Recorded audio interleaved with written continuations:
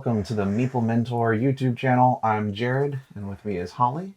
We are doing a review today of the board game Voidfall from MindClash Games. Now, this is designed by Nigel and David Turczi, who have made some amazing games that I really love, including Anachrony and Tricerion and other MindClash games.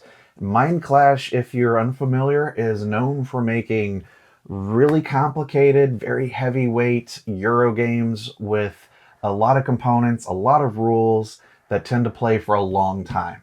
So this one, much the same vein. It does all of that and more. This is kind of the game for everybody in the sense that it has solo modes, it has cooperative modes, it has competitive modes, and there's even an app that they made to help you with combat because that can get a little complicated sometimes. But beneath all of the complexion and the different rules, is it a fun game? That's what we're here to discuss and talk a little bit about how it works and what our time was like playing it. Holly, any thoughts first on our first play of Voidfall? I enjoyed it. I really enjoyed it. It was a little daunting. There's a lot to take in. There are, steep yourself, 4 pages of iconography, but you can pass it around the table. It's okay. There's this book of potential setups. Scenarios. Yeah. Across the player counts, across the co-op. Yeah, that's what I was going to say. To be fair, it's different ones for different player counts, which I think is unique and interesting. Yes. I really enjoyed it. I like those games where you like divide and conquer, I guess. I enjoyed fighting the Voidborn, as it were. Ooh, I remembered. Look at that. That should tell you that I had fun. I remember. Yes. It was a lot of fun. I like that you start with you start out with a home base. Home base tile, yeah. And it cannot be attacked, so that's nice. Yes, that is a good. There are just so many. I don't even know where to start. There are so many aspects to the game that work together that also make you go, ooh, I want to do this thing. I want to make this happen. I'd like to accomplish this goal.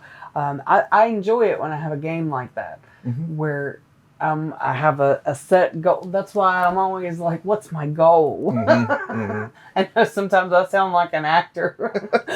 What's my motivation? Yeah, what's my motivation? There are a lot of game mechanisms at work here, and initially, either the rules and the teach and the first round tends to be a little bit just figuring things out because there's not as much intuitive descriptors or text as you would like. As she mentioned, there is 4 pages of iconography. At first, this seems very overwhelming, and it gives everybody a little bit of a start there. Now, I will say once we got going, there is a tutorial built into the game that it does recommend 100% that you play it the way that they ask you to do the tutorial, because it does slowly bring all the new concepts little by little in through your game. So by the end of the game, you'll have a very good idea of how a full game, or how all of your choices, once you have like everything available from the start, allows you a lot of choice. So the tutorial purposefully limits your choices down to a few action cards each cycle of the game. And there are 3 cycles in a game, and you're going to play a certain number of actions, which are played with these focus cards. The cards are really the biggest thing that you're choosing here in terms of what you're able to do, and whether you're moving or attacking or setting up stuff or adding guilds to your space tile that you're on to build up your population and build up your economics. There's a lot going on. Yeah. But it does all really come together. I will say this is probably going to be one of the heavier games that most people will ever play, if they play it. it may be even too heavy for a lot of gamers. But I think the intimidation is only at the start.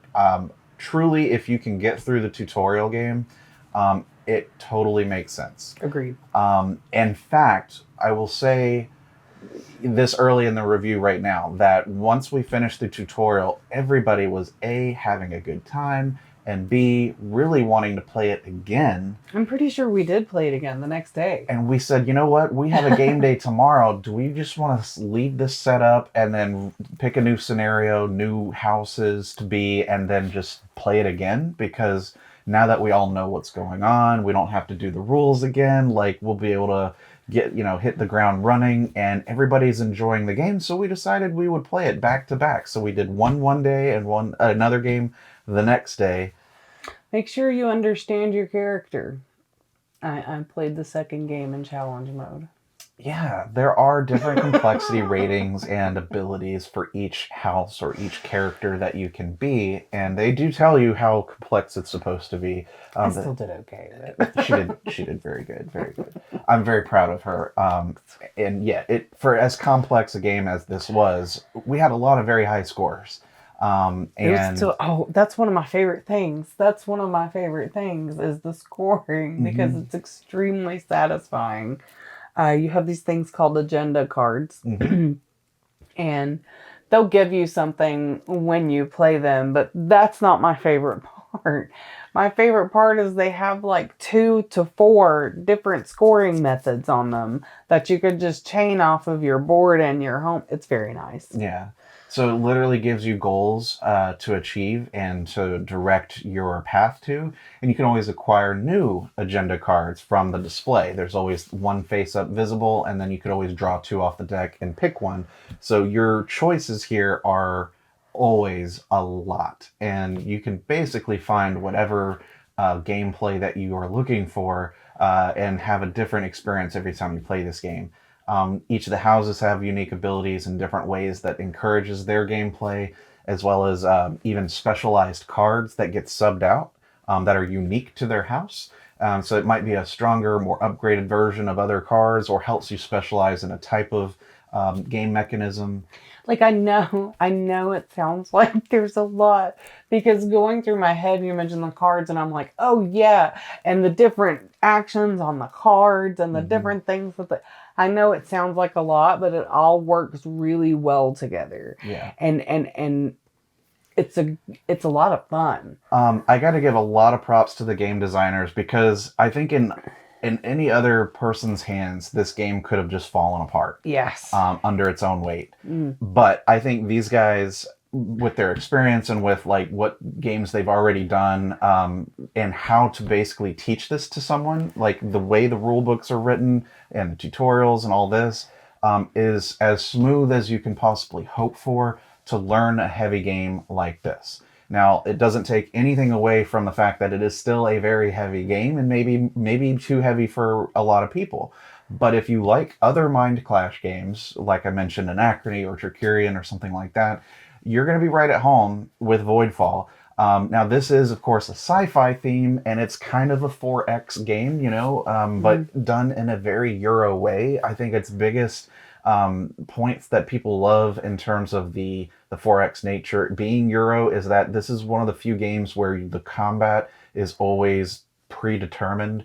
There's no randomness to who's going to win in a given scenario. You can already determine based on what ships you have and how many versus who's there and how many they have and what abilities they have, whether it's missiles or targeting or other different abilities that can be acquired. Even really the Voidborn's combat is predetermined, and you can bolster up if you just So you'll always know what you need to be able to succeed a particular, combat zone, and how many cubes or representations of your ships that you need in your fleet to be able to survive the attack and basically gain ownership of that new space sector. And that's kind of that expand, exterminate, and then of course, like you develop, so you're expanding your economy. There are 5 different resources that you're gaining throughout the game, and instead of bulking the game up with extra resource tokens, this one very smartly gives you a board with dials for wheels that Very tracks nice. your resources. In addition, there's production, so you can gain production, which turns the left wheel, and then whenever your actions allow you to produce, you gain the production value shown in the middle, I and just feel add it to your resource I count. feel it should be noted that there is no automatic production. That's something that you have to choose to do is to produce. Given there are different production actions on different cards, you may have like 3 different ways to produce in your hand, but you still have to take the action to do it because there are 3 different actions on each card True. And that's and a cost generally. part of the fun of this game is kind of figuring out when and where you want to do all these different actions.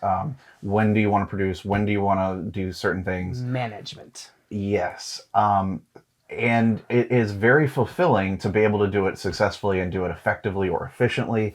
I love a good chain reaction or a combo. This is full of good, fun combos. And even the card actions, or the action cards, the focus cards themselves, have 3 different actions shown on them. And by default, you're allowed to do 2 of those. And then if you gained a trade token, you can flip that and take all 3 on that card for an even stronger turn. Now, once you've taken any actions on that card, it goes into the discard pile for the rest of that cycle, and you don't get it back until the next cycle. So you have to know, do I want to do this card now or wait till later? Because if I wait till later, then I can maybe use the 3rd ability or the 2nd ability or whatever you're trying to do, because they're not always the exact same actions, but they're thematically the same. And like I mentioned too, every house has their own unique cards that get subbed into the standard, I think standard 9 cards or so that you have to choose from. But again, if you get this game, if you get a chance to play it, start with the tutorial, Sure. because it does break down every type of action that you need to learn about in a very cohesive, understandable way from one cycle to the next. So I know it's intimidating because, someone who reads rule books as a hobby, essentially, because of all the tutorials that I make, this has quite a few rule books. You have your main rule book, your glossary, your tutorial book, and your scenario book. You have the iconography 4-page sheet, as well as just all the other bits of content and cards to learn and figure out what they mean, and then the houses themselves and figuring out what those abilities are.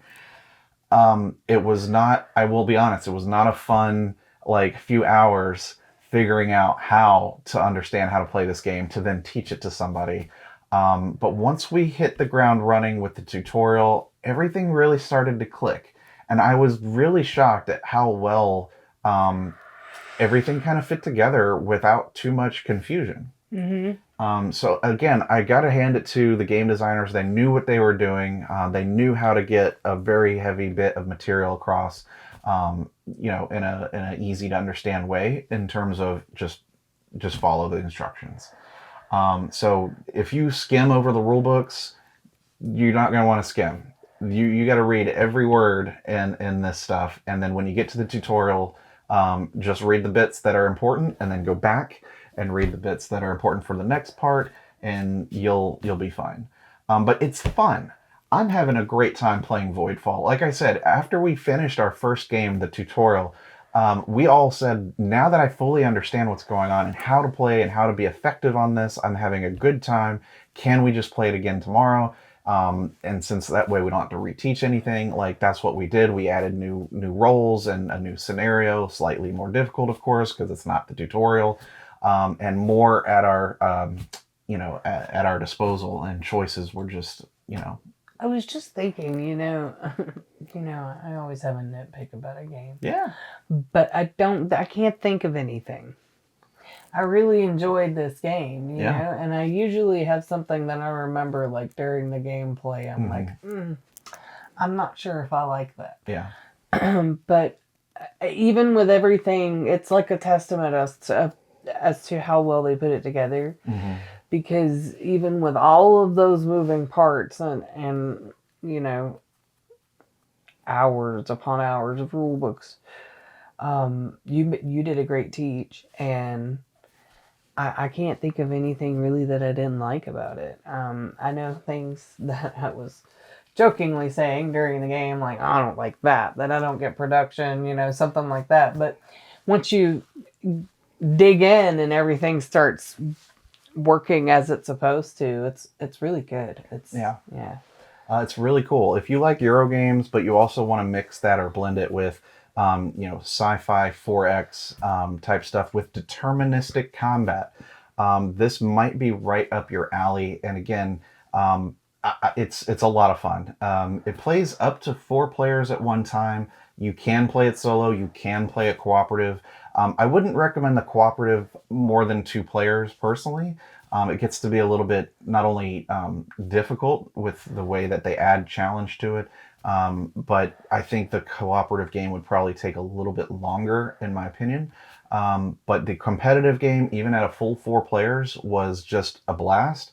I will say that even though there's combat in the game, most of the time you're fighting the NPCs, the Voidborn. Very infrequently do you get a chance to fight each other, although it is part of the game if you want to. Did we even fight each other during our 2 plays? We did not. Yeah. And that was essentially by choice. Ultimately, we start at different corners of the map and work towards the middle a little bit. And at some point, you get close enough to really, encroach on Maybe engage others' stuff. But we were all fine, kind of like letting everyone kind of get where they're going and not like disturbing what they were doing because it doesn't affect you too much. I think we were all also trying, because we were still incorporating new stuff even with the second play, given that the tutorial takes a couple things out. Sure. Which is great because that makes it less overwhelming. But I think we were all, just kind of focusing on and the goals came out to where we didn't necessarily have to fight each other. Right. Yeah, it reminded me a little bit of Scythe in the sense where you're doing a lot of that 4X type stuff, but just like Scythe, you don't have to necessarily do combat, and there's not really a lot of incentive to fight other players, except that you do get to score their glory tokens, and maybe they've got better glory tokens value numbers than you do, and ultimately you force them to lose one of them as well. So you can be more directly competitive if you want to, but at the same time, it's just as fun if you kind of do your own thing and not bother each other.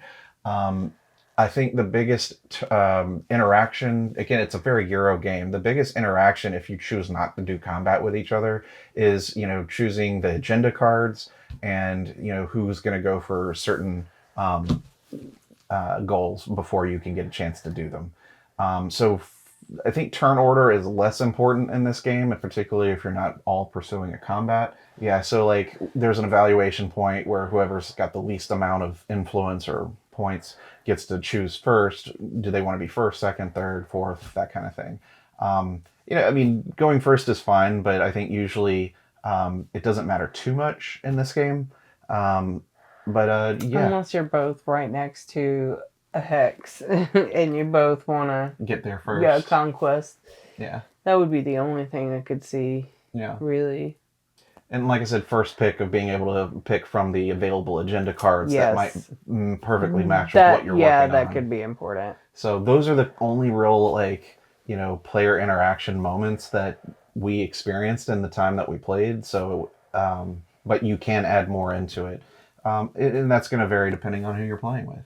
But it is a long game. It's going to take you probably 4 hours or more for your first gameplay. And then it took a while. At least an hour for the teach, something like that. And, the setup just initially is a little bit overwhelming. But I'm going to say overall, we have a very positive review of Voidfall. I want to say if you like heavy Euros, if you like sci-fi, and you don't mind getting through some of these rule books initially, I promise it does come together and it is a lot of fun. But I really, really enjoyed the competitive mode. I could, if you're solo gamers, I could definitely see wanting to leave this set up and playing through multiple scenarios solo. Because there's a lot going on. It's about efficiency, maximizing everything that you're doing, and then the choices are always interesting and fun. Yeah, if I had a complaint, it would just be I wish there was more descripting text on some of those cards that, particularly even the actions cards. Well, see, I didn't teach it, and I can just ask you. So. Yeah. Everyone else just asked me what they meant, and having read the rules, it's, then the iconography starts to make sense. But I think just in general, it would have been easier if there was a little bit more text on some of the cards, but I understand not wanting to fill up all the visible space to make it look cluttered. So that's why they've got the iconography booklet or the little 4-page guide. But once you start getting it, like I said, it does fall into place. It does start to make sense, and it can be a lot of fun. We enjoyed it a lot. I think you will too if you like heavy Euros and the sci-fi themes. So definitely check out Voidfall. Any other final thoughts, Holly? You know me, I love space, so that's a big one in my book. Mm-hmm. And like I said, I didn't teach it, so from a learning perspective and solely playing it, I really enjoyed it. But I do recall you having a few moments where you were like, Yeah, moments before the That's teach. all he would say. That's all he would say is, I'm not sure how it's going to go, but we're going to try it. But it went well. It did. I was very surprised. It went much smoother than I was anticipating, just from the sheer amount of rules that I read leading up to the teach. But it works. So I'd say if you're willing to undertake the learning process or the teaching process, as it were, or if you have someone willing to teach it to you. Yep. It can be a lot of fun. So definitely check it out if you like those. And we enjoyed it. It's going to be another MindClash game kept in our collection for sure. So thanks for watching our review of Voidfall. And stick around on the channel, subscribe, and check out our other video content, reviews, unboxings, tutorials, things like that. And we'll see you in the next video. I've been Jared. I'm Holly. Bye.